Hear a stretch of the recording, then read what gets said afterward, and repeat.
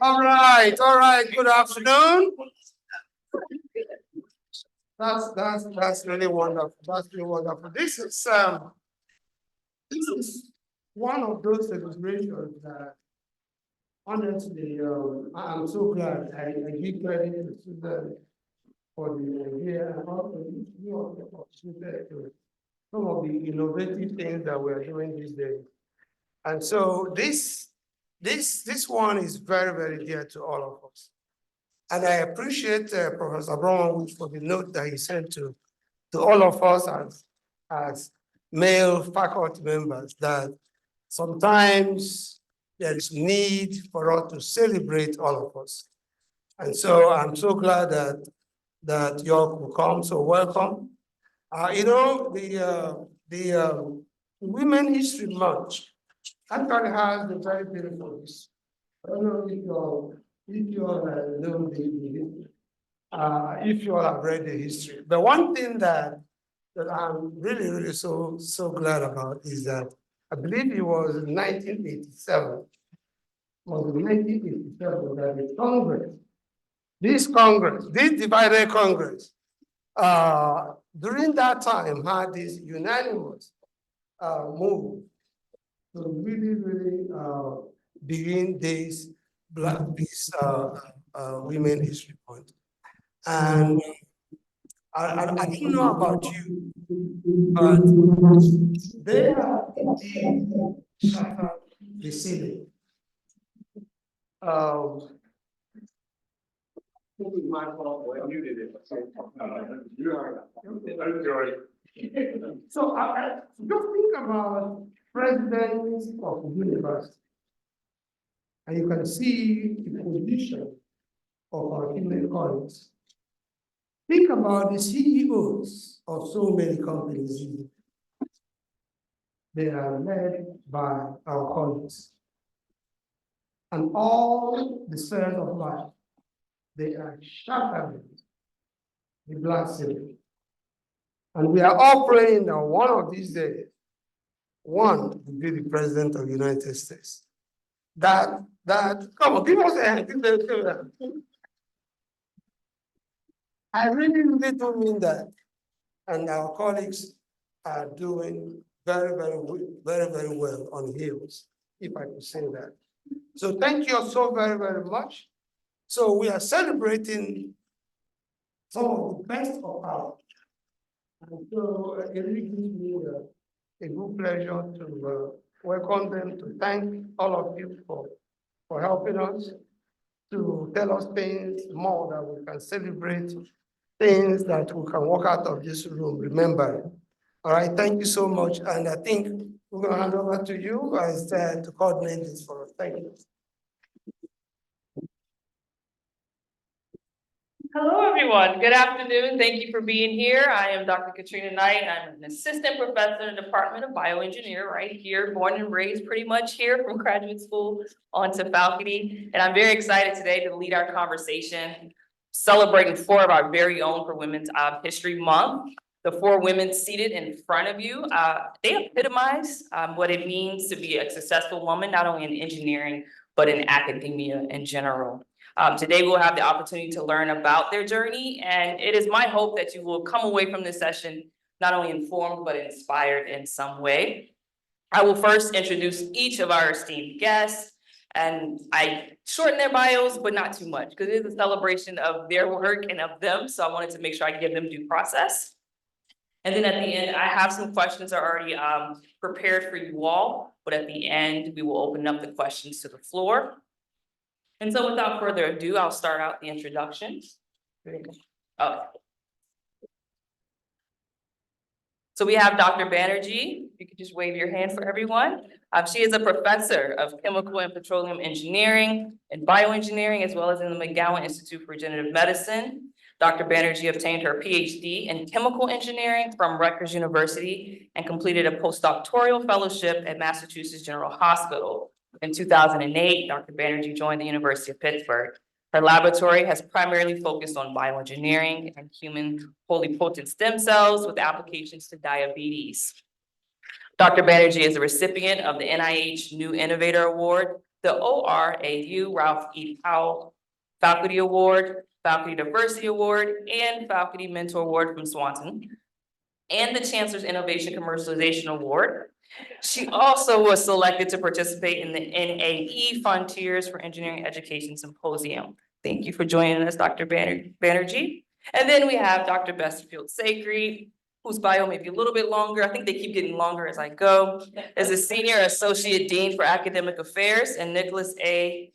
DeSoto, I'm not sure how you say that one, Professor and Industrial Engineer in Engineering, excuse me. She is also the founding director of the Engineering Education Research Center, or the EERC, as we all like to refer to it. Dr. Besterfield Sacre has a BS in Engineering Management from the University of Missouri-Rolla, and Master's in Industrial Engineering from Purdue University, and then a PhD in Industrial Engineering from Pitt. Her principal research is in engineering education assessment funded by the NSF, Department of Ed, Sloan, EIF, and NCIIA. Regarding assessment, Dr. Besterfield Sacre primarily conducts quantitative analyses and statistical modeling. This work has been well published in engineering education literature. She was awarded the WEPAN Betty Vetter Award for Research and the ASEE Sharon Collier Award for Women in Engineering Education for her engineering education research contributions. She also serves on the advisory board from the AEE Journal and is a fellow of the ASE. Thank you for joining us, Dr. Sacre.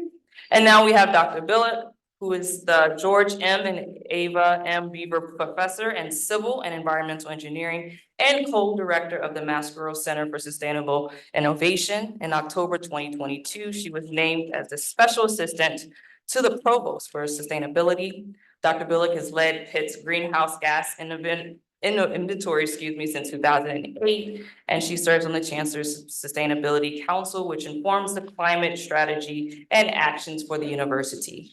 She has published over 150 peer-reviewed articles and secured over $19 million in funding.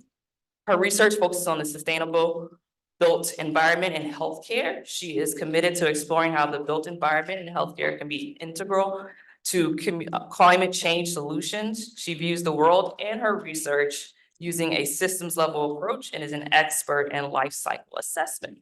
Using this view, she integrates critical built environment modeling approaches from building energy modeling to indoor air quality to develop robust strategies to mitigate climate change and environmental and human health impacts. Most recently, she is working to solve the global waste challenge by advancing and developing circular economic principles, since the built environment is a major consumer of resources and waste production. Thank you, Dr. Billick, for being here. And then we have Dr. Mellard, right? In French, did I get close enough? Okay. Is professor and interim chair in the Department of Industrial Engineering here at Pitt, where she also directs the Stochastic Modeling, Analysis, and Control Laboratory. Prior to joining the faculty at Pitt, she served as the faculty of the Department of Operations and the Weatherhead School of Management at Case Western Reserve University. She also spent a year as a Fulbright U.S. scholar and visiting faculty member at the Technical University of Eindhoven in the Netherlands, if I pronounce that correctly. Her primary research interest is in sequential decision-making under uncertainty, with applications in medical decision-making, healthcare operations, healthcare policy, and maintenance organization. Last, but certainly not least, Dr. Robertson. As a distinguished service professor at the University of Pittsburgh and William Kepler White Ford Endowed Professorship of Mechanical Engineering and Materials Science and a professor of bioengineering. She earned her master's and PhD in mechanical engineering from the University of California at Berkeley, after which she was a president's postdoctoral fellow in the Department of Chemical Engineering, also at UC Berkeley. She joined Pitt in 1995, where she was the first female tenure faculty member in mechanical engineering. Dr. Robinson's leadership roles at Pitt have largely been dedicated to the success of her junior colleagues, including her position as Associate Dean of Faculty Development and founding director of the Center for Faculty Excellence, or CFE, and the Swanson School of Engineering. The CFE takes the lead in developing and implementing programs to enhance the effectiveness of junior faculty and building outstanding academic careers. Since its inception in 2005, all 30 That's 100% junior faculty that have gone up for tenure have been successful. Dr. Robinson was one of 19 women admitted into the 2013-2014 class of the Executive Leadership in Academic Technology and Engineering, or ELATE, at Drexel University, during which she developed the program LEAP, or Leveraging Engineering Excellence in Leveraging Excellence, in engineering assistant professors, which ultimately led to the development of the CFE. Thank you all for being here. As you can imagine, that was a mouthful, and this is a pretty long dossier that they have. Before we begin, and in the light of shattering the glass ceiling, I just wanted to present a little stats. Everybody likes numbers, probably in here, we're all engineers. So let me share my screen.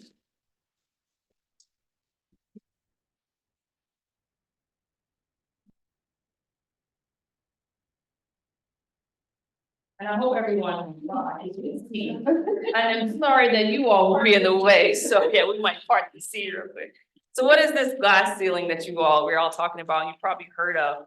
So this ceiling is definitely that invincible systematic barrier that prevents certain people, particularly women and minorities, from raising to senior level positions, whether that's in organization, academia, industry. And this term, was coined by Marilyn Loden in 1978 at a women's exposition. And as Dr. Wusu alluded to earlier, women typically don't rise to the high level in the CEO world or even in academia as prevalent as they do with men. Where we see women make up about 57% of the labor force in the US, but only hold about 29 to let's say 30% of executive positions. What about looking at full professors, assistant professors, and women overall in the academy? So this is relatively old data, if you will. It's in 2009 was the most recent that I can find, but this is from the ASEE data that's just looking at all professors, which is in Black here, assistant professors, associate professors, and full professors. You can see that overall, there are quite a few women assistant professors relative to associates rising, becoming almost neck and neck with the assistants. But what strikes me is the number of full professors. So what's happened where we're getting this increase in assistant professors, but something's happening that women aren't progressing to full professorship. And I'm pretty sure we can talk about a number of reasons why this may be happening. Our panelists may discuss some of this. So let's look at just post-secondary institutions and looking at across race, class, ethnicity, and here, where we eventually see basically, which is probably not surprising, the minority side, where you're seeing a lot more white males and white females holding professor positions or full-time faculty positions as compared to all other races. So our minority, Blacks, Asian, Hispanics, etc. But then what about Swanson? How do we look compared to all this data here? Not surprisingly, it's been about consistent over the past. The latest data I can get was fall 2023, and you can get this data with the faculty diversity survey that you can Google with Pitt, and you can change all kind of things. So this is looking at all ranks, full-time faculty, regular faculty, and part-time employees. But you'll see based on gender, we have males in green, non-binary in this light green, undisclosed in purple, and women in this brownish looking color. We can see that based in the fall, about 80% of the faculty here, whether you're appointment stream, tenured, or unknown. I don't know what the unknown category means, but they have it. 80% are males, as opposed to 41% are 20%, are women. And if we look at the distribution from department, I wouldn't say one department is doing better than the other, as we can see that overall men comprise the majority of our faculty within all of our departments. The women are in here, this yellowish goldish color, pretty consistent. I think the low might have been 16% up to like 21% of faculty. And if you look at breaking it down based on professor, assistant, associate assistant, instructor, and lecturer, you'll see that again, men are dominating, but then when you look at where the women are taking off, maybe instructor and lecturer, as compared to say your full professor and your associate professors. Last of the data I would show, because remember the glass ceiling not only applies to women, but it could be underrepresented minorities as well. This is an interesting piece of data, as you recall, that Asians were one of the lower ends in one of the previous slides. But if we look at how many of our faculty members within Swanson School of Engineering, based on our racial distributions, we'll see that again, white predominates, but then Asians are also pretty high here in terms of race, but you have very few in between in terms of Black or African Americans, Native Hawaiians, Hispanics, et cetera. So that glass ceiling does exist here. So it's great to see these women in front of us to accomplish what they have accomplished, because it's not easy to get to this level. So that's just the data I wanted to share. So just you should keep your head around that glass ceiling to take your seat. We'll start our conversation. Again, I have some questions already set up, but then you all will be able to chime in at the end with additional questions. So hearing this data, anybody can start. Everyone will have an opportunity. What does it mean to have broken the glass? You feel like you've broken the glass ceiling? Anyone can start.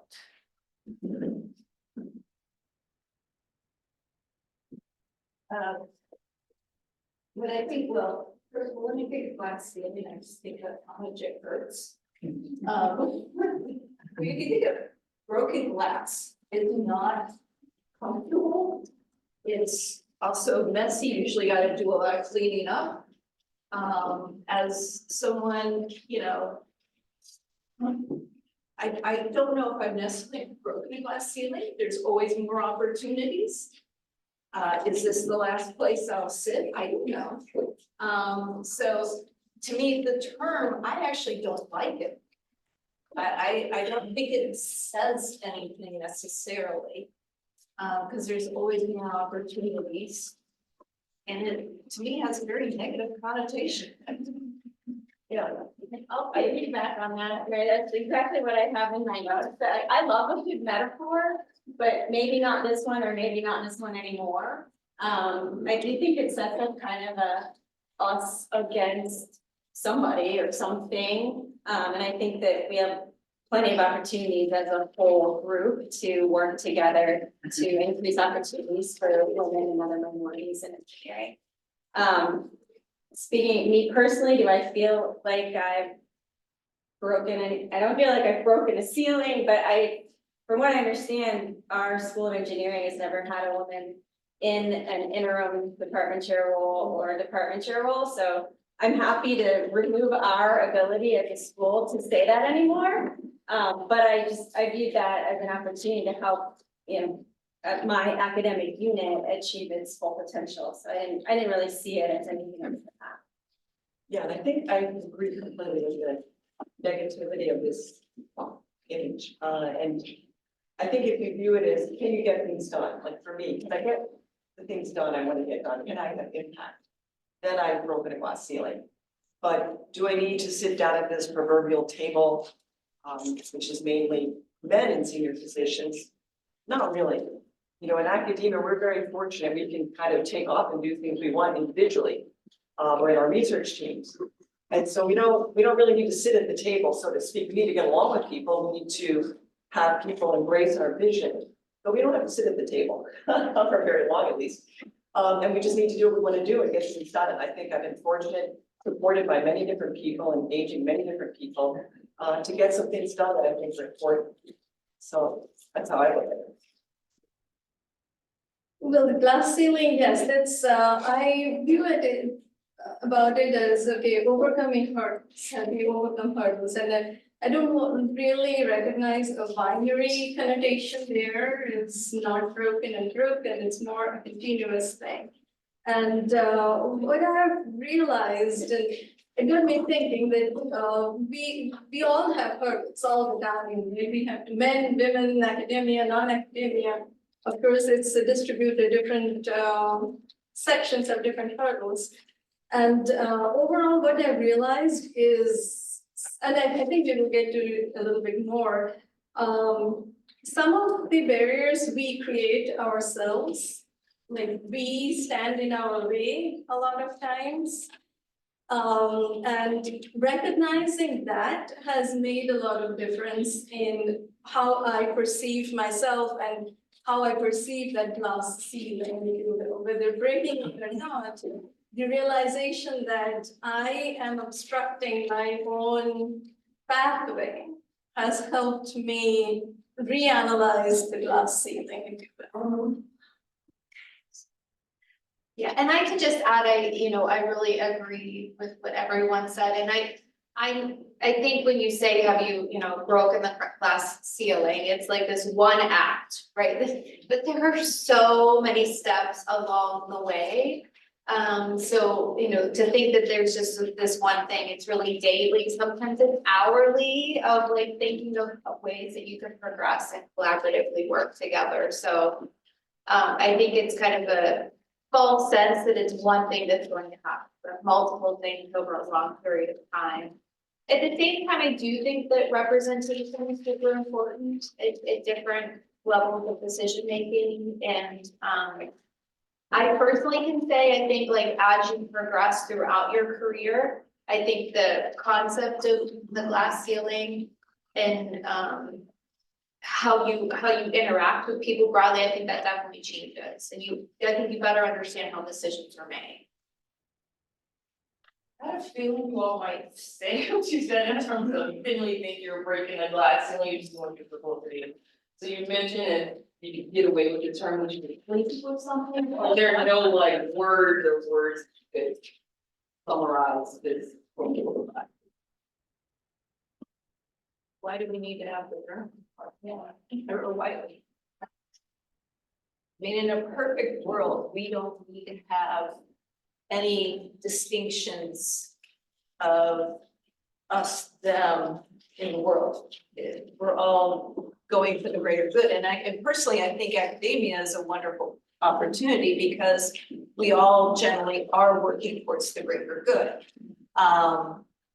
So I don't, in a perfect world, we don't need a special term And I think to say also, that we made it. yeah, just to build on what everyone's been saying, I think also glass ceiling breaking, it sort of implies it's like one person individually breaking it for themselves.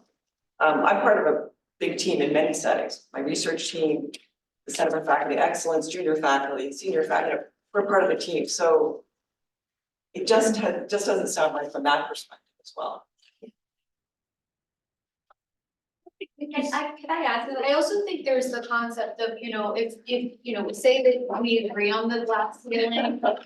Or there's a sense of arrival at some place, maybe, when you have that sense of arrival, if you don't have a cultural or a societal shift, then I think it can really lead to like unintended consequences later that we don't fully understand. And so I think that it has to be a whole shift and not just a arrival. Excellent point. Definitely believe in the culture shift. I have everything shifting. So take me back, or take us back. Why did you decide to become an engineer? Isn't it clear it's the best profession ever? It's so much fun, right? It's cool, you're doing cool stuff and using math and figuring things out. At least for me, I wasn't particularly good at remembering facts and details, and so you learn a couple equations and then you can do everything, right? So that was always very appealing, that you could take a few equations, understand them, and understand more about the world. So if you're curious, it's a great profession. If you want to have impact, it's not just something theoretical, you can actually have impact. You can share it with people and get a good profession. So it's yeah. Well, I can continue on that. It was kind of similar, and it was more of an elimination, if you will, because over all through like elementary school, middle school, if you were to plot like skills and cluster them, I had a distribution there where math and science was very easy for me, but I was pretty bad with everything else. Like language, but things like social studies, history, geography, I think it aligns. It was clear that's not my strength. So applying science and mathematics and engineering, it was really a natural progression, and I had so much fun high school onwards, honestly, when I chose my track, and ever since things have been really a lot of fun. ever since it chose engineering and moving forward. So I'm really fortunate to be able to do that. And I could say, you know, I have always had a passion for the environment, but I wanted to make sure that environmental solutions were really pragmatic, and engineering seemed like a great fit for that. And so I love the pragmatism in thinking about solving difficult environmental challenges. My story, why did I pick engineering or choose to become an engineer? Well, kind of because my mom told me to.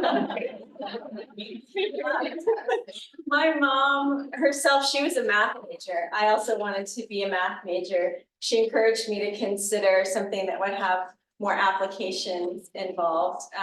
So I didn't know a whole lot about engineering when I entered my first year program. But then I realized that, yeah, she was right, as moms often are, and I enjoy the mix of the math models with applications. I didn't want to be an engineer. I wanted to be a graphic artist.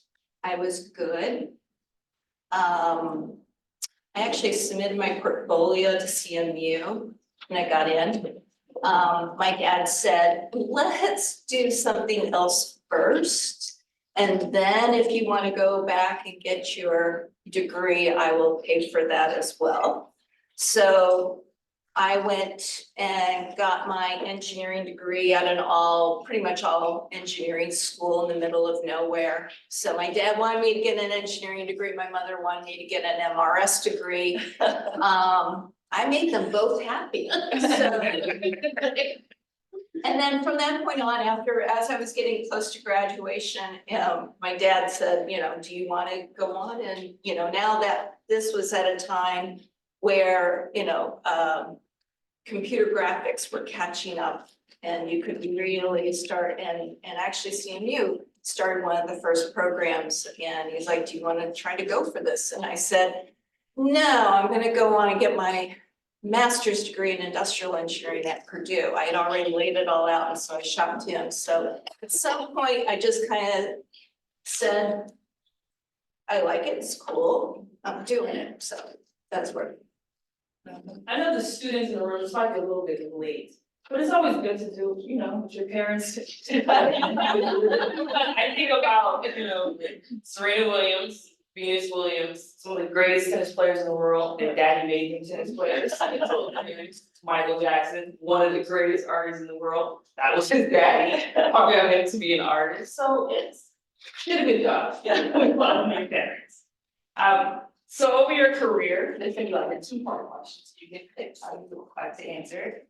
What are some of the challenges you faced, or what was the most significant barrier that you faced as a woman in engineering and academia? How did you overcome?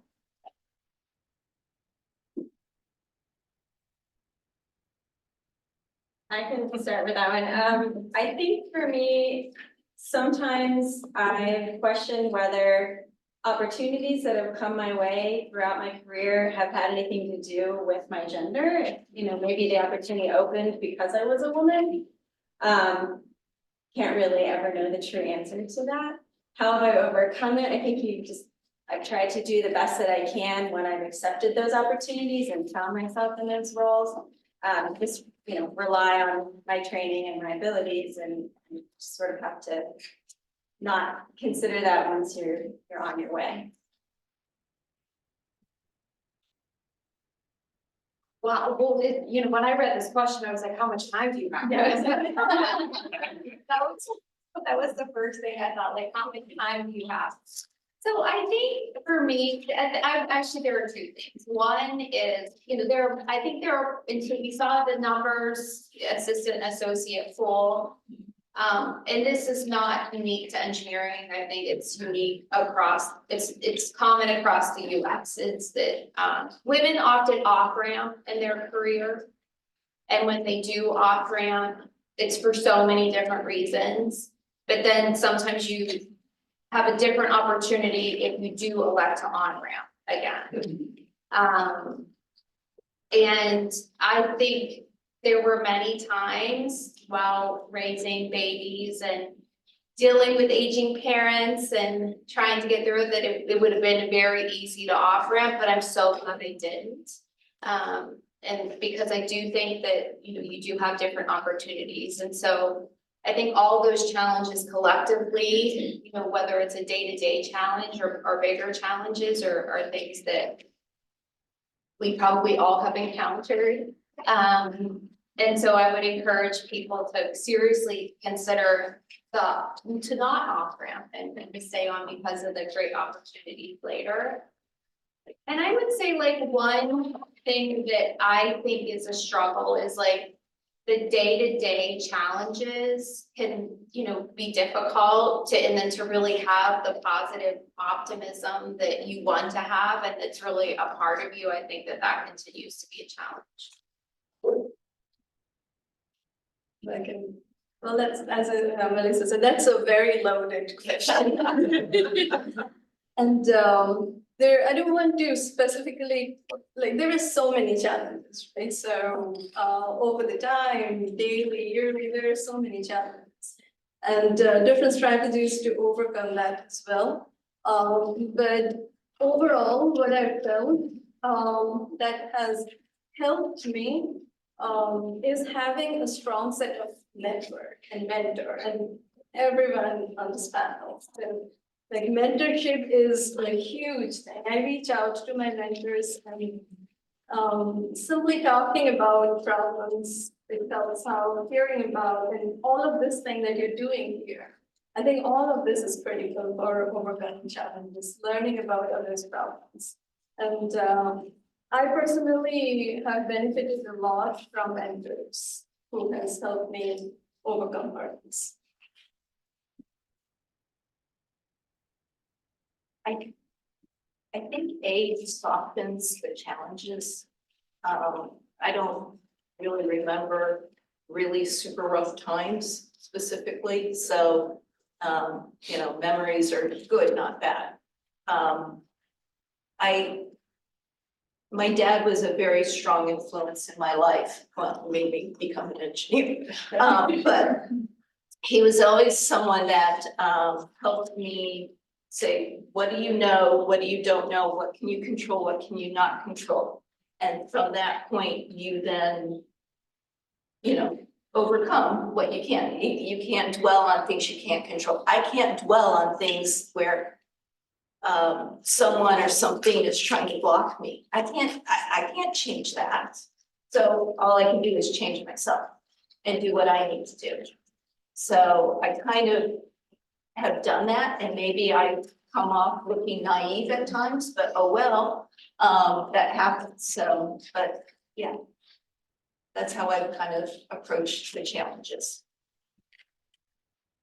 Okay, I guess. How much time do we have? No, I agree. This is something where you can't really go through all the challenges in a short amount of time, but it's all worth it, right? We're here because we're passionate about something, and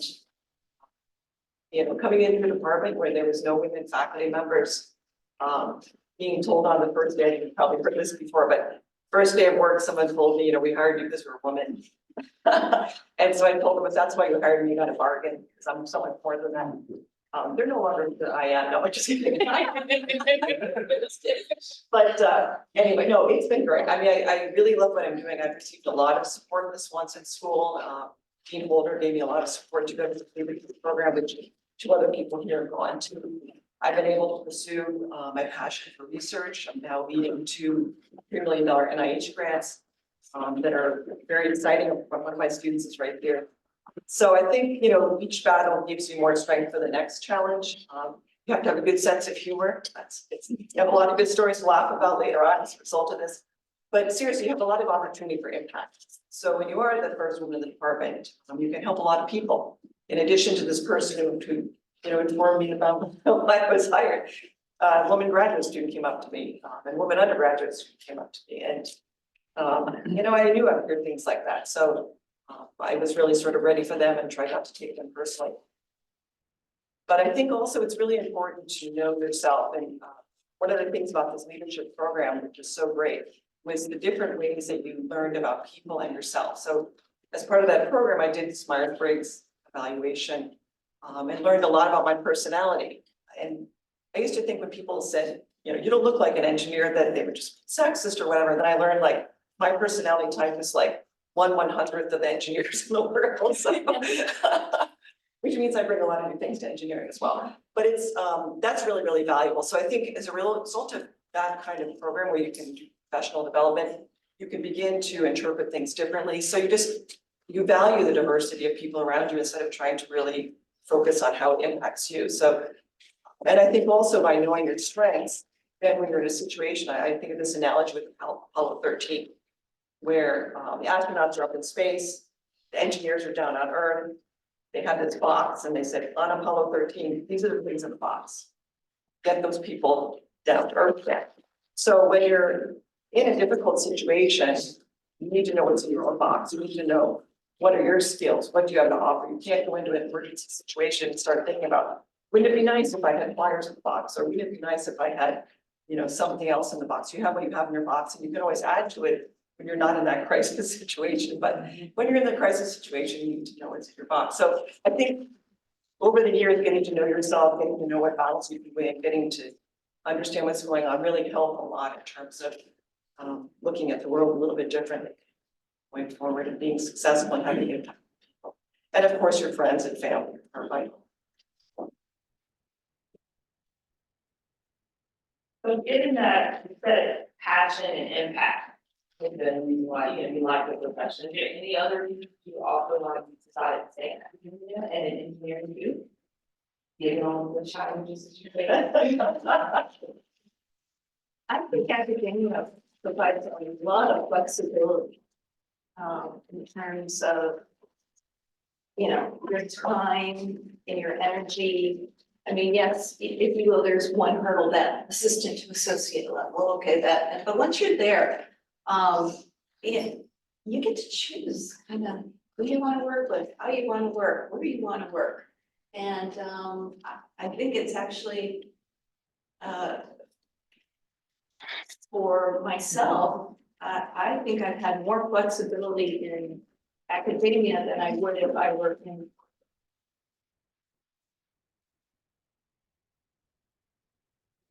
I wouldn't think this. I would always say that academia, I'm only my third year here, but in academia, but it's very flexible. Yeah. I would agree with that. I mean, one of the, I always get to talk in April Duke's class on, like preparing PhD students for academia. And one of the things that I always say, like, you know, there are definitely hurdles, but I like working in this beautiful setting, like working with such talented people, you know, working on ideas that are super important. I'm really grateful for that. And that, you know, there are a lot of jobs that are not that nice in the world, and I feel really grateful to have this opportunity. Like I said, that I came into academia because of the passion. Right? So the difference that you can make, and you can decide on what you want to work with and really impact. So that's the reason why I came into academia. And you're asking, in spite of it, how did you continue?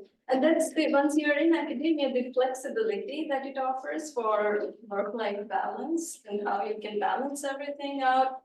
I haven't worked in industry, but I don't think I will have that much of flexibility to control my life as I would like it to be, as it is in academia. So that has really helped. Yeah, I guess to the flexibility point, I never considered leaving academia, but I did make an institutional change fairly early on in my career, and it, in a way, had to do with flexibility of thought. I was in a business school, and not all, my colleagues were wonderful, but some of them challenged my research sort of on how does this benefit the firm? And coming from a complete engineering background, I was like, there is no firm in this paper that I'm publishing, you know, in a very elite journal in our field. And so that was a little disheartening. And that was one of the reasons that I chose to move here to Pitt. The other was for more opportunities for collaboration with colleagues and with graduate students. It certainly wasn't for the income because business faculty make a lot more money than engineering faculty. But I guess I chose to make that change within academia to situate myself in an environment where I could be more productive and more fulfilled professionally. So along the obstacles kind of question, we're gonna talk about imposter syndrome. I'm gonna ask if you ever felt that, but I'm gonna assume you have. My thing is, how do you still feel it at the position that you are in today? And if so, how do you like navigate through those imposter syndromes that make up? Well, I'm certainly feeling in company of this great.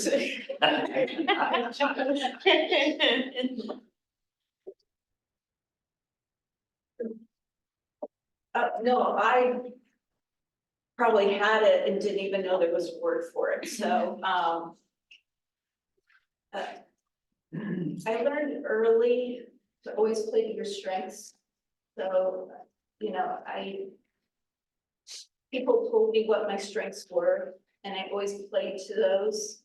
And then along came Clifton Strength Finders, I'm like, hey, I do have those. So that's one thing, is playing to strength. The other thing, this is gonna sound really Georgia, but I learned this a long time ago. If you stand with your hands, you do this, the Superman pose for 4 minutes before you're gonna like go on or do anything, you actually got it. And so that's what I. Great. That's what Julia Shepherd does. Yeah. Good techniques.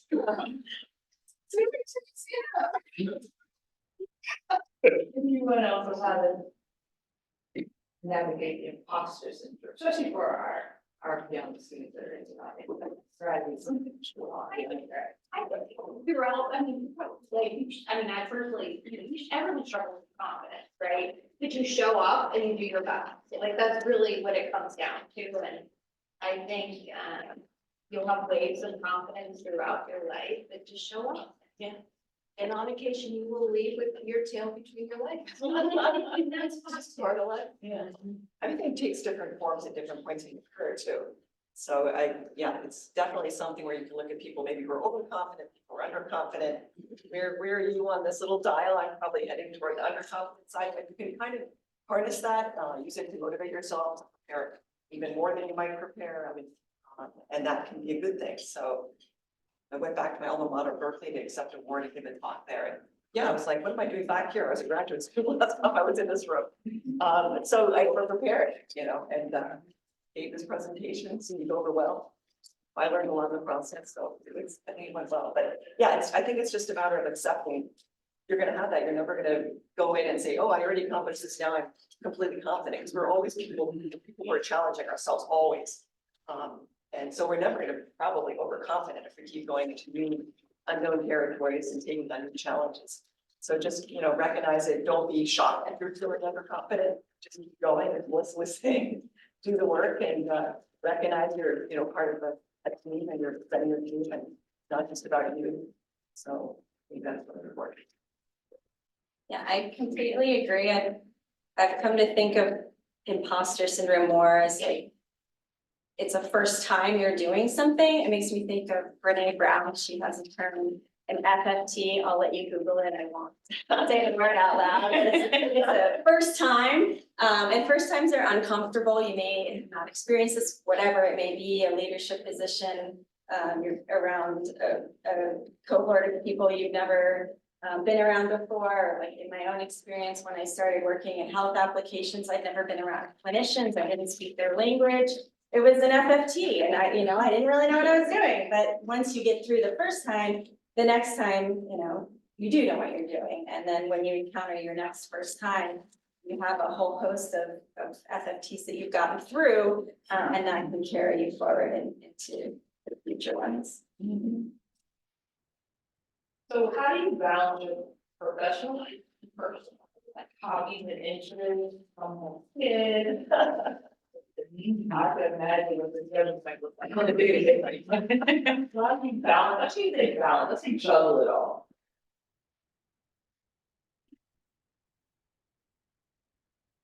Well, Ann Thompson one time was asked that question on a panel, she's in the medical school, and she said, you're never balancing it. Something's always out of balance and something's getting attention and something's not, so stop thinking it's gonna ever be balanced. And I guess that's true, so I think you need to be in good shape.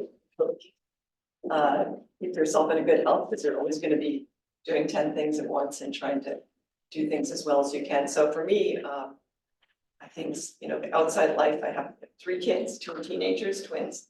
I got started late, so I'm an older mom.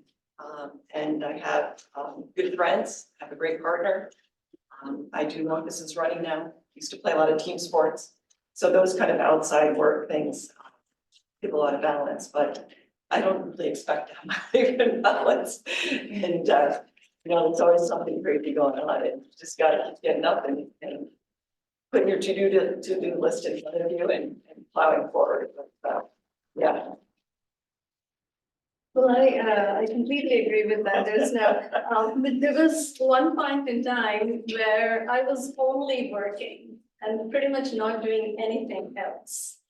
And what I realized doing that was not at all very efficient. It's what I realized is, yes, you put in time, but it is quality time that really, at least in this profession where you're not really clocking time, you have to be innovative, you have to be productive with your innovation. It's, yes, you need to work hard, but there is only so much you can do. And then doing more, clocking in more time is not very effective. And what I've come to realize now is more of the other things I take on outside work, either being outdoors, exercise, or being with kids, and anything that you do outside, and you reduce your work hour that way, I have gone a lot more productive. It's much more efficient use of my time. And really, when I think back at the amount of hours I was spending, I've probably doubled my productivity now that I have lessened my work hours. I mean, I don't know how this sounds. But that has been my personal experience, that it's much more quality time. When I'm constrained, I'm a lot more efficient than, oh, I have all the time, I can do whatever I need to. So it has helped me with all this craziness. It has helped me be more productive and have fun. Yeah, I would say there's a person, Tabitha Brown, she's fantastic, and she's like, sometimes the rest is the work. Which, and I think it's how you process through your brain, and that has really stayed with me. Because we all know, like, we could wake up or in the morning and be like, oh my gosh, now I figured this out, right? Because your brain was able to process things in a different way. So for me, I would say my 2 things were, one is like, I tell the PhD students that I get to work with, like, movement is very important, whether it's yoga or walking, something every day to like get outside of your head has been really important to me. And then the other thing is, for me personally, was really finding a partner that we share so many of the responsibilities. That's been a really big source of strength for me. And sometimes when he isn't as busy, I'm more busy, and it's really worked out a long way. I kind of learned the hard way. My son was like 2, and I just kept getting sick all the time. And I would get bronchitis all the time. And I would get to the point where I could not get better on my own without a couple of bouts of penicillin of one variety or another. And I'm in the doctor's office, and fortunately the physician happened to be a good friend of mine, and she walks in and she goes, "You look like shit." And I'm like, I feel like shit. And she basically said, you need to spend time on you before you spend time on anybody else. And so I took that to heart, and I work out 6 days a week, combination of a whole bunch of different things. Don't run as much anymore, well, don't run it, but I, do a lot of other exercise and stuff. But I found that if I take care of myself first, everything else gets taken care of. And then my other thing is I plan everything. I spend 2 hours a week on the weekend just with my planner, which I never go anywhere without, but I plan everything. I plan fun, I plan downtime, I plan work time, I plan meals, I plan everything. And then if things change, it's okay, because it's easy to pivot, but it's harder to kind of figure it out ahead of time. So that's what I do. Are you starting a planning business?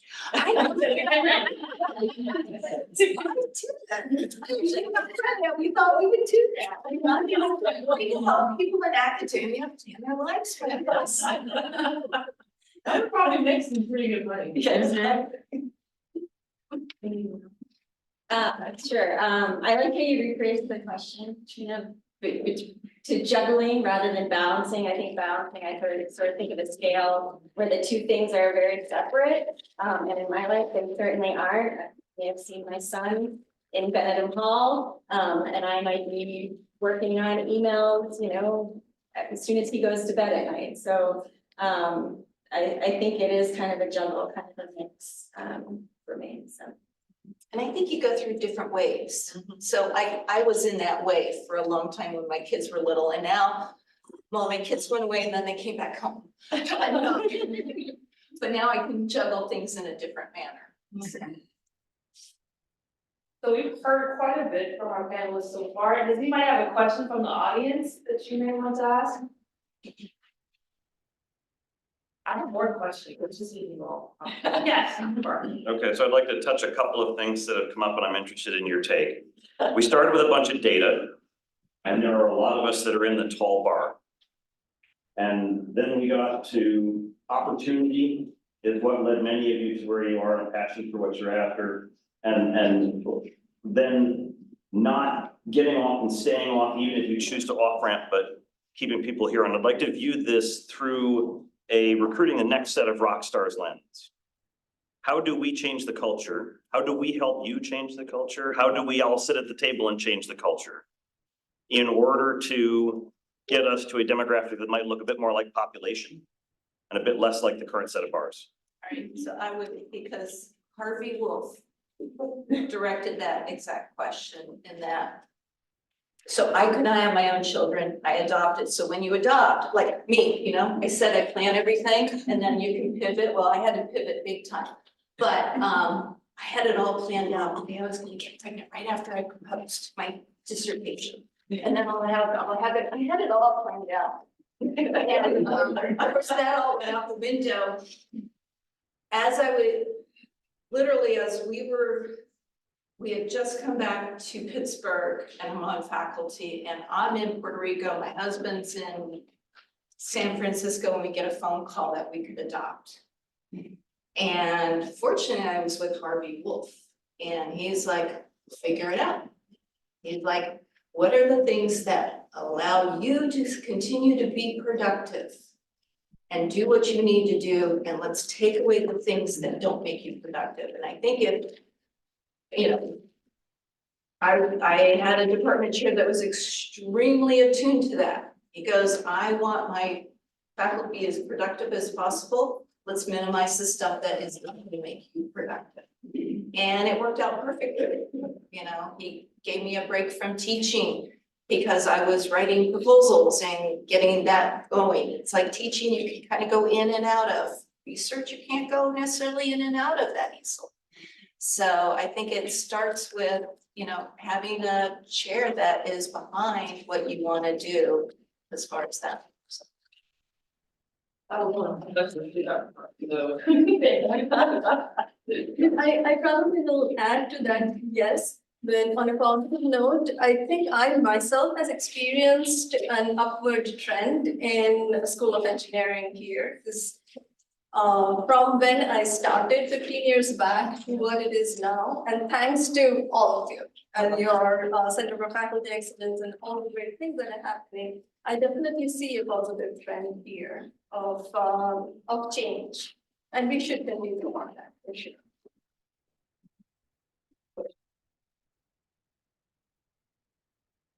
I agree that chair makes a huge difference. Yeah, I think it's, because there's always gonna be problems with that, and you know, the fact. The crucial person for supporting. If we're talking about junior faculty, yeah, having a mentors is very, very important. But yeah, and asking for help, I think sometimes as women, we're not really encouraged to ask for help or acknowledge that we need things. And so kind of tough it out. But I think if you do get help, like, for example, recently I was at a conference, it was like this year ago, and I met somebody who was a chair of a department, and it turned out she had a friend who was actually in an engineering department at school, who was going up for tenure, and it's sort of insanity at that university. I won't say what it was going on with this woman's case. It was just totally unacceptable. And so her mentor connected us, and then I talked to her quite a bit, to kind of talk her through this and keep her up to take on the crazy challenges she was going through, and she got tenure, you know, so I think if she had not asked for help, she would be trying to battle all that alone. And sometimes it, you know, you can recognize that maybe you don't want to go to people, even your own chair, whatever, you can find mentors and help outside. And I know you mentioned this external mentoring before. That can be very important. Our leadership program that three of us were in, we have a learning community of women for that, and that's an outside community that we can go to for suggestions and comments and insights. It's very helpful. So I would say that that's something to do to continue to support, I mean, we were in the event program. It was it was the best thing I ever did, like for my professional life, and it's something that I'm so grateful that Jerry Holder was a person that agreed to do it. My chair supported it, and it was truly transformative. And I know there are other people, their schools or departments are not supporting that, so continuing to support that, I think, is really important. Absolutely. Yeah, I would agree that word transformative is really appropriate for that program. And I try to bring some aspects of it back for our junior faculty and also for our graduate students. To have programs, day-long programs with some of the things we learned there, but that program itself is amazing. And Mary, I feel like we did it together, Mary. Driving out of Philly in like a snowstorm, just dumping. Yeah. Yeah, I'm a product of the same training program and also had a wonderful experience, but I think it's important to make those opportunities available, not only to women, but to everyone, and to keep the dialogue going. To answer your question, I think it's a lot of discourse that needs to continue. We need to not be afraid to talk to each other. And so I think, you know, these sorts of programs that we're talking about exist across the board and address this issue. And I think, yeah, opening everyone's eyes, even students and faculty alike, to these kinds of opportunities to gather with academics or other students from other institutions and see things through different lenses and through different conversations. Thank you. Any other questions from the audience? Yes. Hi, I'm Claire. Hi there. So I know I'm like pretty young and I still have a lot of challenges ahead as a female in engineering. But one that I've kind of faced recently is, I don't know if any of you have had a similar challenge where maybe you're having a bad day and for a man, it might get like shrugged off, but as a woman, you're seen as too emotional. And then another example I had is like where a man might be seen as a leader, you might be seen as bossy. Have you ever had to maybe, and I know Dr. Robertson, you said your personality was in like a small percentage for engineers. Have you ever found yourself having to like alter your personality for, you know, engineering? Yeah.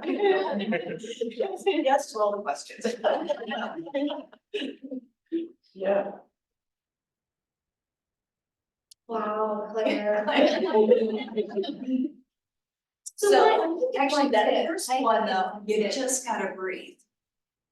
Wait, repeat the first one. There was somebody good voice. You have a bad day, you have to breathe. gotta breathe. Yeah. Like you gotta tell yourself to breathe and it'll make you feel better. It'll calm you down. And I would say, one of the things that I've learned with my age is you don't. It's like, so some days of like, there's something big that I have to tackle that's an emotional thing. But if I don't have the reserve, I'll be like, I can't tackle this today. So if I tackled it when I didn't have the reserve, I probably would be upset. But if I went to it on another day where things were better and then try to approach it, then so the timing is really important and your energy, I think, is super, super important. She speaks because she's an introvert. I know, thanks. So that, I don't think emotion's not a bad thing. Yeah. We just have to work to understand how to use it in a positive Yes. way. So I think we can use, I mean, if we're sort of parsing people who have emotional reactions versus people who tend to be able to shrug off and maybe deal with later. Those of us in the former camp, I think we can learn to use that to our advantage. I'm not saying it's easy, but it can be done. and there's no boxing. We're not, we're way past box. We're not doing that. But it is true, I mean, I think it's worth talking about, because that is really true, that people, you know, say something and a guy would say something, well, it's the same thing, will be considered bossy, and I think we can also find ways of supporting each other in that scenario, like one, I can give you an example, so there was I was on a committee where we're trying to hire somebody, I'll leave it at that. And so a woman who was there said something really wise and intelligent. And then there was a guy in the room who repeated the same thing, basically.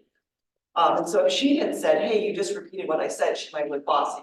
So instead I did it. I said, hey, that is a great idea. It was great to hear it again, because now I really understand. So instead of, you know, we have to kind of, there's ways to, you know, support each other, and you know, unfortunately, you can't. I think that the good thing here is that some of these things come up time and time again. So if you're ready for them with an answer, really, you know, then it's a good thing. So for example, I remember one time I just got a perm. And I was in charge, I was an assistant professor in charge of like the department seminar series, and I had like organized the heck out of that thing. It was perfect. And so there was a speaker was there, and one of the senior guys in my department was there. And so he said to me, Ann, it looks like you just put a fork in the outlet, your hair got you. So I was ready though, so I said, you know, I am so happy you said that, because I bet someone this morning $25 you're gonna say that. So I'm not gonna say that.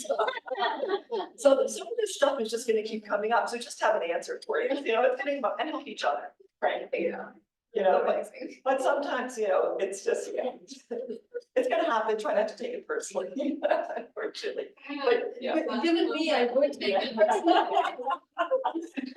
But you right, there's a lot of, I mean, again, here's a new term that it wasn't around. That you have allies. I mean, I remember my senior design, I'm sitting with my team, I'm the only female and there's 4 other guys, and one guy blatantly looked at me. This is in the 80s, okay? It may still happen, but basically said, oh, why are you on the team? You're gonna be our secretary. And the other guys on the team just pounded verbally, and then I think one actually did rough him up a little bit. You know, because I had known them, and like, we were in classes, we worked together, we, you know, elevated each other, and here's someone comes in and tries to put me down, and I didn't have to do anything. You often will have your allies sitting there and you don't even know it. Yeah. And I think sometimes just recognize you're the role model, and you just kind of step up and be the role model and, you know, answer, and be bossy. You know, so one time was invited to give the seminar at University of South Carolina, and there was a very senior guy, and he was putting down this woman, and I had to be bossy. So I just said, well, wouldn't it have been nice Because he was describing how there was a woman giving actually someone was a kid, giving a talk. And she was the only woman in the room, and she said something, and he said something else, and laughed at her. It was a personal comment, it wasn't about her science. And so I just said to him, wouldn't it have been nice if instead of saying that, you said something supportive? And I could be taken as bossy or bitchy or whatever, but had to be said, and so people came back and told me later, when you said that, it was going around the school. I was like, good. But sometimes you just gotta do it, you gotta do it, even though you know it's gonna be interpreted badly, unfortunately, but hey. Actually, I find dealing with my teenagers more challenging than. It's good cross training. So it's good to definitely have allies and have someone speak up. I feel like that would be crucial to change the culture and the climate. To have more people calling people out. I love that Dr. Donovan, when he sent the email to just remind all the faculty, especially the men, come support us and, celebrate our women. I immediately emailed him probably like a minute after his email. I didn't email him, I texted him because he's not about the email. But anyway. I was just like, thank you for sending that message out. Because, shows as an ally, just to call out, every now and then you just have to call people out, so I love that you're quick on your feet with answers. So similar to not being policy, but let's talk about negotiation tips. So we know that, it's said that women we may sell ourselves short when it comes to negotiating. Do you have any tips when negotiating and how we can do it better? Especially when you're young, starting out, junior college, or graduate students trying to get that postdoc position. I think the best advice I ever got was to read the book, Getting to Yes. It's because I think a lot of times we think that someone's losing and someone's winning in negotiating. And I'm not comfortable with that. I'm all about solving problems so everybody gets a win at the end of it. And this book is all about the win-win. And so it basically is a book putting you in the mindset of getting more information to really understand what it is that people are looking for. And then do something we're all good at as engineers, find a solution that helps everybody. And that I'm really comfortable with. And so once I started doing that, I went in and negotiated a much better salary. Because I figured out a way of making that a win-win. And so I think that book, I think I listened to it on Audible twice, read it twice, it was like ingrained in my persona. It's an excellent book about negotiating. It's okay, you could be describing the book that I was going to recommend, which is Never Split the Difference. It was also all about negotiating, and it emphasizes the same things. The title, Never Split the Difference, is sort of like, don't compromise when you could find a more creative solution that benefits everyone. If you split the difference, like if you want to wear black shoes and whoever you're negotiating with wants you to wear, did I say black, brown, whatever, you don't want to wear one of each color shoe. I mean, that's sort of his example that stuck with me because it has a visual, but it's exactly the same idea. And I often find myself revisiting the book. I might have done that just as recently as last week. So put that one on your to read list. Yeah. And I would say, one of the things is like, especially if you're negotiating for your first faculty position, within like a group of friends, we have an Excel spreadsheet of like, here are all the things you need to ask for, and it goes down to traveling expenses, if there are visa issues, because I mean, it's every line item, and we just kind of share that spreadsheet, and I think it gives people courage then to know that other people have worked through that, so. Yeah. That's been very pragmatic, and I think when you're working from like such a spreadsheet type perspective, it takes some of the fear away as well.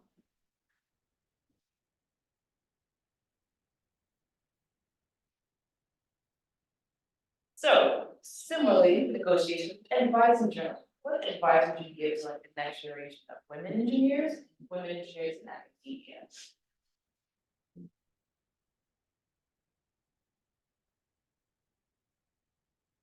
I can also rephrase it too today. Go back to your junior faculty stuff. So imagine you're looking at junior faculty day one. What would you tell your junior faculty day one self that you need to do? What advice would you give? knowing all the struggles and everything that you've already overcome, what would you tell yourself?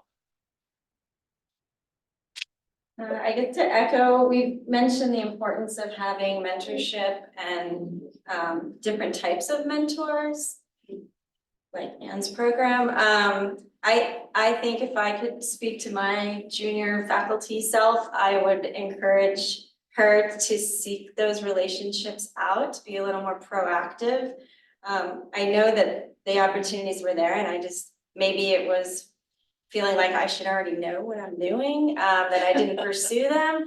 But I feel like I could have really benefited a lot more from those types of interactions early on in my career. The other piece of advice I would give to my junior self is to take credit where credit's due. I feel like I can point to examples where maybe something was collaborative, but then painted as a little bit lopsided after the fact. And I sort of was like, who cares? Like, I know what I did. I know what I contributed. I know what the end product was and I feel good about it inside. Well, I probably in certain situations should have maybe tried to paint a more accurate and holistic picture. Yeah, I would say, first of all, you chose your friends well. I have some lifelong friends that are amazing. And I would say that encouraging way, like you got the right thing when you choose your friend. Some other things in my life, I would say, because I tend to just, barrel down and push through and make things happen. But sometimes I kept on certain things, whether they were relationships or projects or whatever, too long.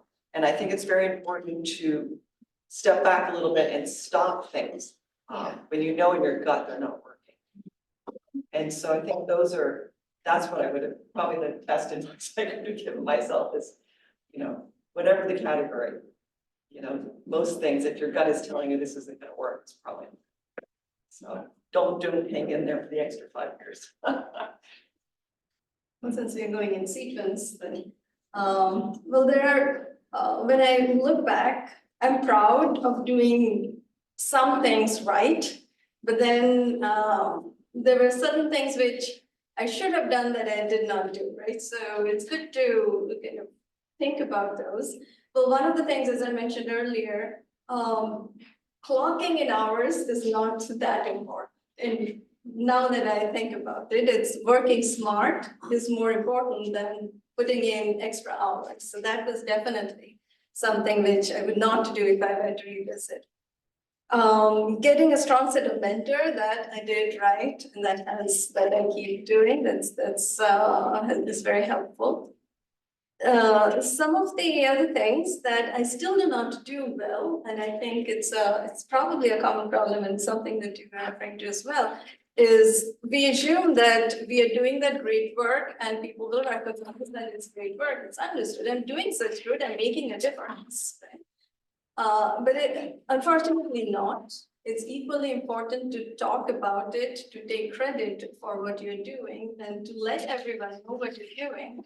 And even use it for negotiation, if you will, because yes, it is important. It is incredibly impactful. So we should talk about it. And this is something that I am not good at still. I was not good at earlier, I'm not good at still. So it's a learning process for me.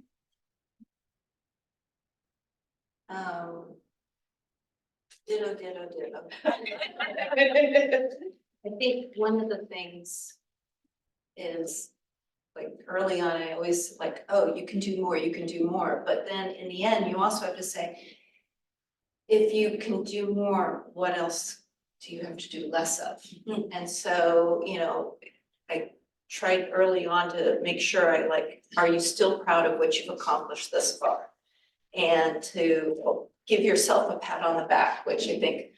But one thing is I knew one of my weaknesses and I wish I was more proactive. Like I knew what my strengths were and I played to my strengths. But I also identified one of my weaknesses and I wish I had worked a little harder to overcome that weakness. I'm not gonna tell anybody, but. That's fair enough. Yeah, I'm not. You don't have to tell me. Oh, so I think, you know, one of the things that, in addition to mentors, you know, oftentimes we think about a mentor being at a different point in their career, usually, you know, further along in the path. But I think co-mentors, people that are like in the trenches with you, are in some ways even more important because they are, I'm looking at Steve, we've been on like a very similar path. He's been a great friend and mentor, but I think having those co-mentors are for me, were even more invaluable. And I heard my one colleague talk about like your Fab Five. And so 5's a lot for an introvert like me, so I have like 2 or 3. So you can kind of take that as you like, but really identifying the people, and they shouldn't look like you, they shouldn't be like you, they should, you know, really push you. I think that's critical. Guess I gotta work on my fabs. I don't think I can. I don't think I should do that. Work is fine, I list, I have some great mentors. Are there any more questions from the audience? Yes. Okay, so I have an example, anonymous person, young woman that I know, who finished a second postdoc, and announced to her mentor that she was pregnant. And within a week, the money dried up. And there were other people hired in the group afterwards, so clearly the money was not dried up. And she's facing a decision to continue in academia and very disheartened. And I was wondering what kind of advice you might give her. She's very good. She's. Get an attorney. Well, you can do that, but see, I look at that situation, it's like, what can I control, what can I not control? I can't control that her postdoc advisor was a complete jerk. But if she's bright and she's smart, find someplace else that has a better culture, because obviously, even before she was pregnant, she had to know that he was a jerk to work for. So find a better, there, you know, everybody says, you know, is the grass greener on the other side? And then when you get to the other side, it's not that green. But there are greener pastures, and if you're in a bad environment, find a new environment. And you can also get an attorney, but. Well, I mean, it's like fair, but to be fair, it's, you are gonna change culture. Right. For at that place, if you don't have, if, you know, so I think that there are balance. Yeah. But, I mean, the other thing is, would he still write a good rec letter? She, well, yeah, she has that in mind, but she did go to the ombudsman and she did fight it and got some progress, but it was risky. In her career to do that. And She's tied, you know, she's always Yeah, struggling between trying to change the culture but preserve her career. yeah, and there's been, I mean, first of all, I can say, I think Swanson School is really a wonderful environment for people to collaborate, but even, you know, I've known a few junior faculty females who had felt like they had to work with certain people and just had to pay the dues. And, you know, it's that balance, but I'm not so sure it was just relegated to female. It's probably also there are males that are in those situations as well. So, I think my advice would be, it's time to find a better environment. I think that's completely unacceptable, first of all. Yeah. That's really unacceptable, and if that, I trust you that that's what's going on, that a solution should be found at the university to provide funds for her, that she works in a different group somewhere. And she doesn't have her career derailed because she just had a baby, you know, she's supposed to find a solution. The whole thing in the midst of all of this, it's just not acceptable, what you're describing, if in fact, you know, I believe what you're saying, that she should have a case and make certain demands to make this work out. I mean, in a way that's reasonable. It did work out that they continued to pay her. The Yeah. university got nervous when she went. Yeah, and maybe. And he was a known misogynist. Right. That's where you do. I'm trying to get a solution, like maybe even if people want to find someone else to work with and another university. That's what's probably. Right, so that her career doesn't get derailed by this. Some win-win solution, the university doesn't get sued. This person gets their career to stay on track. I mean, these are those situations though. It is tenuous because if she speaks too much, she will get herself in trouble. If she speaks too little, if she moves on, and who does she leave the path for? I mean, we don't want to leave paths that don't go unaddressed. But I also don't believe that you burn bridges before you've laid out a plausible path for yourself. And that's where, to me, let's lawyer up real quickly, starts to set up burning bridges before you figured out the proper path to go. Yeah, and I I'm think not saying to lawyer, I'm saying, don't put it on the woman, I'm not saying you're saying this, Mary, but if it's put back on the person. it's not And a that's problem. not where I was Yeah, coming yeah, I know, from, but I also don't believe I think we also have to say, we're not gonna accept anything less than this person's career stays on track. Once we put that in our head, that is the only acceptable outcome, we will find a solution. And it is not acceptable that her career is derailed by this. So that's how I tend to look at things like this. if this is where people in decision-making positions can be allies, there should be a policy on this. Like there probably is, or maybe there should be a very clear policy on what you would do, right? Like that is where I think you could really have some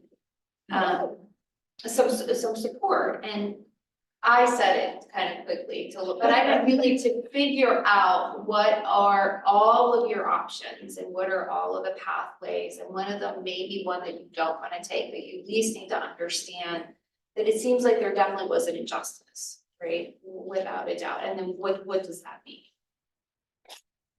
And that sounds like this person sought out the support throughout the university. Yeah. That should be available to someone in that It worked. situation. It's- And if to some it worked, then, That's encouraging. she can take solace in that she did the right thing, there was a right outcome. And things like this can happen in industry and academia. Yeah. If her true heart is in an academic environment, I would hope that, although unfortunate, the process unfolded, it seems, maybe as it should, and she shouldn't let that dissuade her from continuing academia in a different, that whole institution shouldn't be tarnished and undermined. I think she had an experience with an individual, but that as a whole, she should keep an open mind and try transfer. I have a question, did the advisories, that person's still there, correct? Mhm. So that, I feel like is a place where if you want to increase representation in engineering in terms of women, you have these known finalists and people that are just still here, whether you're tenured professor. I think that also is something that needs to change. It's like good cop, bad cop. A lot of the bad cops, the good cops don't say anything, so the bad cops stay around, everybody gets the bad rep. I feel like that's a place where if this is going on, why are these people still allowed to be in these high positions and not gone from the university? I think there was one other question there. Yes, one question. Hi, Tammy, I have a question regarding you speaking out for how much you contribute to a project or any situation at all. So I come from a super conservative background where talking about your contribution seems like you're boasting. Yeah. As an introvert, what would be like the perfect guy to be able to emphasize this is how much I've been contributing without like posting or like saying too much about it.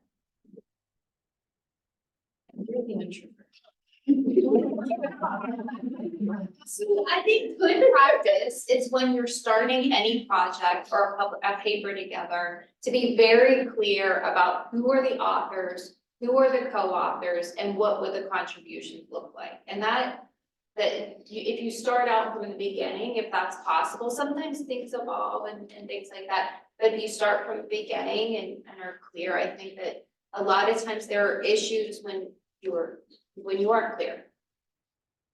And I think you have to find ways of communication that are more comfortable for you, so that maybe you don't feel like you're beating your chest, like in a group environment. Maybe you're better in writing, or better one-on-one with your manager or whoever you feel that you want to communicate that to. I think if you find that right way, you might feel more comfortable sharing those thoughts with the right people. And can you elaborate a little bit about like, what was the situation when, was it like at a group meeting? Or was it like, what kind of the situation did that come up in most recently, for example, or one that you're thinking of? Okay. Not to put you on the spot, but just generically, yeah. So it's more about, say, you're running an experiment, and I mean, oftentimes it doesn't exactly always end up the way I want it. Yeah. Because sometimes it can be progressive, sometimes it can be like a failed experiment. But where, like, the kind of background I have, it's more like your work is speaking for you, regardless, like your output is speaking for you, regardless of how much effort you put in. So if it's sort of like a successful experiment, it means like you worked hard, you were able to get it done. But if you failed experiments, probably like, we're probably not doing anything. So, Yeah, yeah. I can comment on that, because this is something which I have encountered with my group and my students, right? So when you have a successful experiment, you have a lot to say. But when you have a failed experiment, you do not hear like what, you say that, okay, this did not work. But the thing is, you learn a lot from what did not work. You probably learn more than from what did not work. So I stress upon communicating everything, and it's like a group meeting, you're putting up slides and pointers, right? So communicate everything, like what was done and what did not work, because there's nothing like a failed experiment. You always have something to take away from that. So, and that tells you about how much work that was put on, because otherwise I would think that, oh, you're not doing anything, right? If you're not showing anything, that means you're not doing anything. And a failed experiment does not mean that nothing was done. It's still a positive thing. So always communicate everything. So put it up there and show that, okay, these are the things that didn't work, but don't end there. Yeah. Get to what are the corrections? What are you thinking? What led to the failure? How do you correct it? What is your plan? So end on a positive. Yeah. What did you learn from it? And I think this is a good example of where peer-to-peer benefits become a consequence in my group.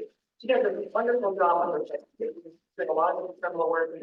You know, you try something, maybe it doesn't work, you try something that does. She does a great job of presenting that in a kind of logical manner. Here's what we learned, and then we brainstorm where should we go next. Then we go there, and so it's like you said, it's valuable information. So I think she'd be a great person to talk to about this presentation. I think one or two storytelling. I'm not an experimentalist, but sometimes it's the way that you tell the story. Like you might say, oh, well, we thought this was gonna happen. Yeah. And then, oh, look, isn't this counterintuitive? It didn't happen. Surprise, right? Like, great takeaway. And then you can go one step further and say, oh, here's why it should have been intuitive in the first place. Look how insightful I am. So I mean, you can learn these ways of spinning. Yeah, that's true. That's right. Well, we've reached our time, unfortunately. Thank you all for joining us. Can we please join me in our.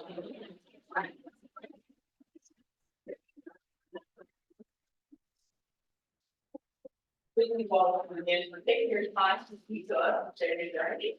Thank you for joining me.